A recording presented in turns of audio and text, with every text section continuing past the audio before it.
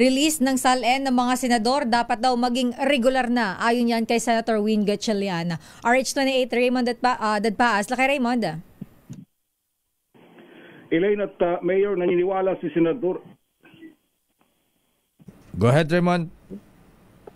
Mayor at Elaine, naniniwala si Senador Sherwin Gatchalian na maging tuloy-tuloy na ang paglalabas ng Statement of Assets, Liabilities and Net Worth o SALN ng mga senador.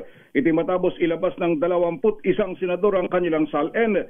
Ayon kay Gatchalian, wala siyang nakikitang problema sa paglalabas ng SALN basta lehitimo ang individual, opisina o grupo na nanghihingi lalo na sa mga kasapi ng media.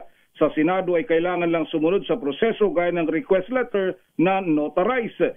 Sa tala ng 21 senador na naglabas na ng kanilang SALN ay pang-13 si Gatchalian sa asset nitong 89.52 million at walang pagkakautang. Pakinggan natin si Senador Sherwin Gatchalian. I think historically naman pag humihingi ang members of the media at legitimate yung paggagamitin, hindi naman nagiging problema yung pag-release ng SALN.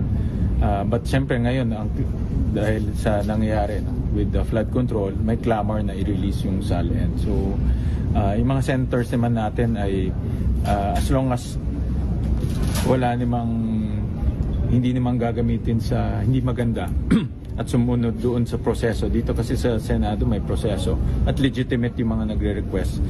Linalabas naman ng ating mga senators. So, I think sunod-sunod na yan. Si Senador Sherwin Gatchalian, ito na yung unang pagkakataon na muling inilabas ang SALN ng mga senador matapos itago noong panahon ni dating Pangulong Rodrigo Duterte. Ito si RH28, Raymond Dadpaas para sa DZRH, una sa Pilipinas, una sa Pilipino.